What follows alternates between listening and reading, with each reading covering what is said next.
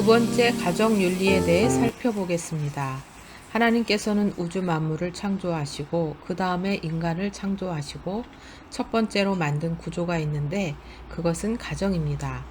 이 가정은 나중에 신약에 와서 교회라는 모습으로 확장되어 나타났고 이 교회가 더 확장되어진 것이 국가입니다. 그래서 우리 기독교인의 입장에서 봤을 때 가정의 확장된 모습이 교회이며 교회의 확장된 모습이 국가라고 볼 수 있습니다. 또 교회를 중심으로 교회 축소판이 가정이며 또 교회 확장판이 국가라고 보는 것입니다. 그래서 건강한 가정이 중요합니다.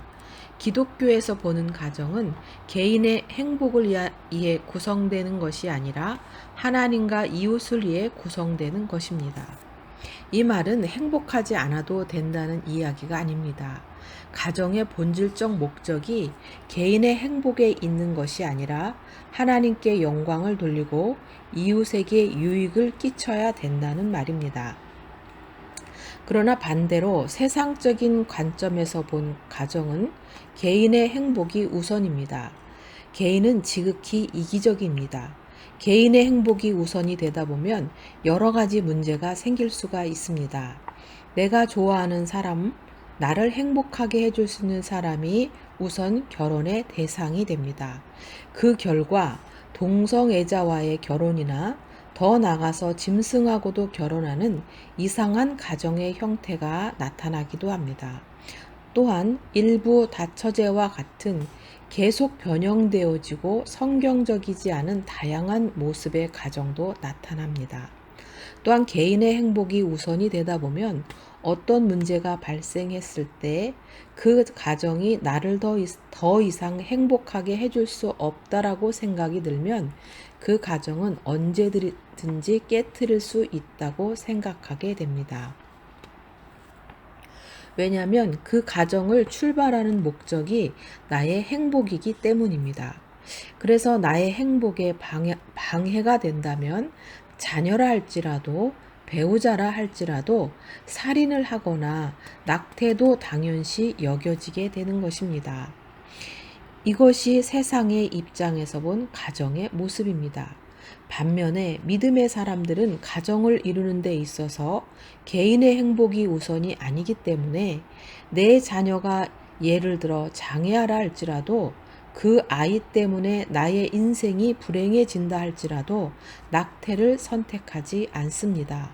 나의 행복보다는 하나님의 영광과 이웃의 유익이 또한 이웃에 대한 사랑 실천이 우선순위에 있기 때문입니다. 에베소서 5장 21절에서 6장 9절까지는 가정에 대한 가르침이 기록되어 있습니다. 아내들이여 남편에게 복종하라. 남편들은 아내를 사랑하라. 자녀들아 주 안에서 너희 부모에게 순종하라. 이것이 옳음이라. 아비들아 너희 자녀를 노엽게 하지 말고 오직 주의 교훈과 훈계로 양육하라. 이 말씀 속에 가정의 원리가 다 들어 있습니다. 그런데 중요한 구절은 사실 5장 21절입니다. 이 말씀이 가정의 대원칙입니다. 그리스도를 경외함으로 피차 복종하라. 가정에서의 대원칙은 그리스도와는 수직적인 관계이지만 모든 인간관계는 상호 복종, 그래서 피차 복종하는 관계, 이것이 원칙입니다. 부부 사이에서도 한쪽의 일방적인 복종이 아닙니다. 양옆에서 서로 부모와 자녀의 관계도 마찬가지입니다. 위에서 부모의 일방적이고 권위적인 가르침이 아니라 수평적인 가르침입니다. 종과 상전의 관계도 수평적인 관계입니다. 가정의 원리가 하나님하고는 수직적이지만 모든 것은 다 상호 복종하는 관계라는 것입니다.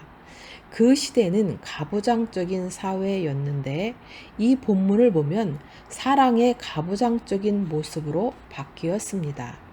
하나님을 주인으로 모신 수직적 관계 속에서 모든 관계는 상호 복종하는 관계로 돌아가야 합니다.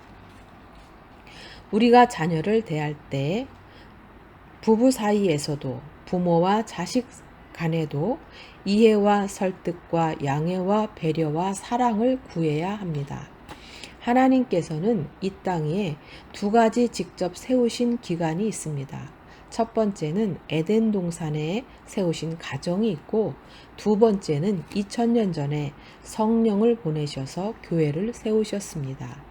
이 두 기관이 존재하는 목적이 행복을 위한 것인데, 그 행복의 조건은 사랑함으로 가능해지는 것입니다.